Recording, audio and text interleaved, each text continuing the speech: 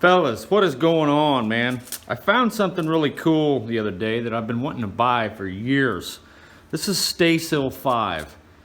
This is a phosphor, copper, silver brazing alloy. It's some pretty tough stuff. It's very stiff material, has a much higher melting point than solder. And if you're into fabrication and stuff like that, I want to show you something about this stuff that's absolutely amazing. You see this dirty piece of pipe here?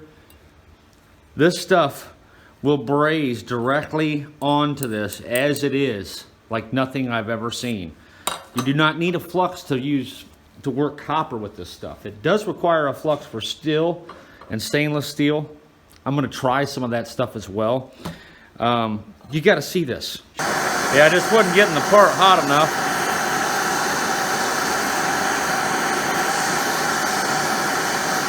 I'm just kind of making a big mess here on purpose.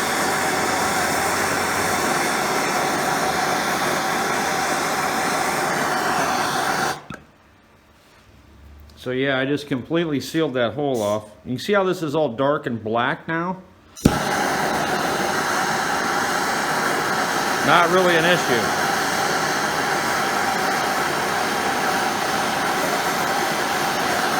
I don't know if you can see how well that's wetting that. Completely wetted joint.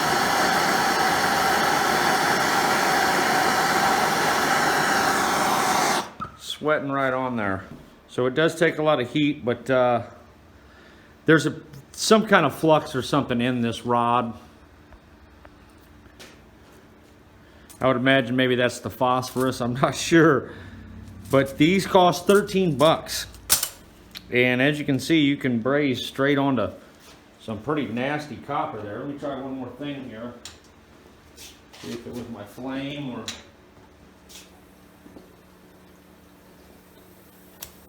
I'm going to try and braze steel to steel using this Stay-Silv flux.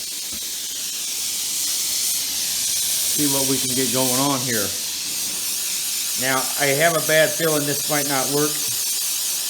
This probably just isn't enough torque to do this.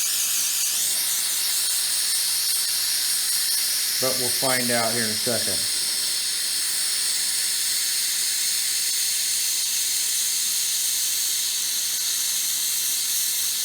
I don't know if I want to do. Might be getting that a little too hot. Time will tell. This is actually going to be a nozzle. Now, I've never tried to braze brass to steel. So maybe I should try this part now. Let's see if we can do this brass to brass. Brass to brass. Can it be done with Stay-Silv 15?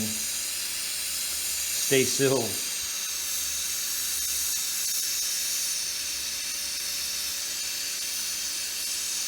I'm going to say no. That's my guess. Brass tends to melt right around the temperature that it needs to get to braze usually. So I might be getting ready to ruin my piece here.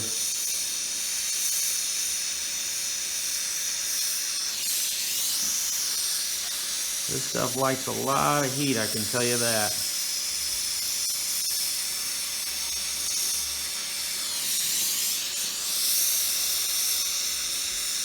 That's good though. I'm tired of using solder for applications that would far better benefit with a braze. Yeah, it doesn't look like it's adhering to me.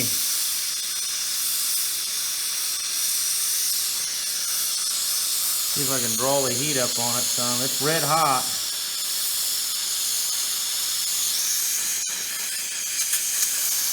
It doesn't seem to like that much. Actually, I take that back. It's starting to look a little better now.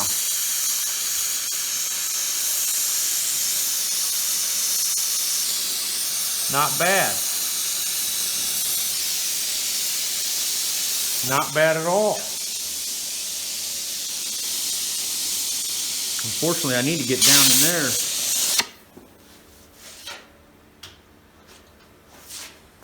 That really kind of sucks. I should probably try and do that right away before I miss my window of opportunity here. This will also need to be brazed. I'm pressing my luck brazing that thing.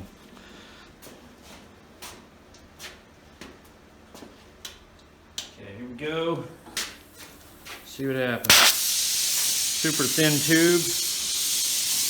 Probably not a good idea to try this. I'm gonna end up melting the darn tube. I gotta shield it from heat.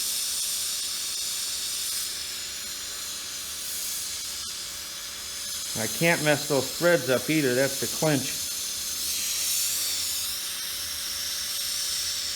So far, no good. I'm able to spray out of there. Man, I am starting to really like this stuff. So far so good on the brass to brass. I got to get that flux off there. Yeah, I got one more joint to do here. I'm using a hydrogen torch to do this, oxy-hydrogen torch with a acetone gas modification setup. They call that an infuser. I am very pleased that I'm able to do this to brass. Now, last time I tried to braze brass with those kind of rods, the brass exploded in a spectacular blue fire. Also wanted to show you guys this little bad boy I picked up for like 10 bucks at Menards. I got some acetone in here for cleaning parts. Just hook it up to the air pressure, 90 psi. I fill it about halfway. You can't fill it up all the way and then expect the air reservoir to last long. So if you fill this only about halfway, this air charge will do pretty good to discharge all the fluid fairly well.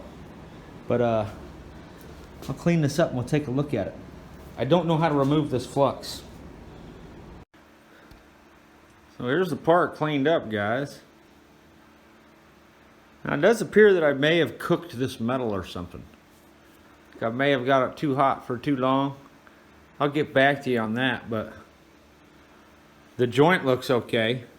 I just wasn't able to shine it like these other sides here. I can say the flux comes off amazing, and that's a huge deal in my world because I've used a lot of brazing fluxes in my day, and there's nothing worse than getting flux off your work when you're done. A little bit of water and it just come right off with this stuff right here.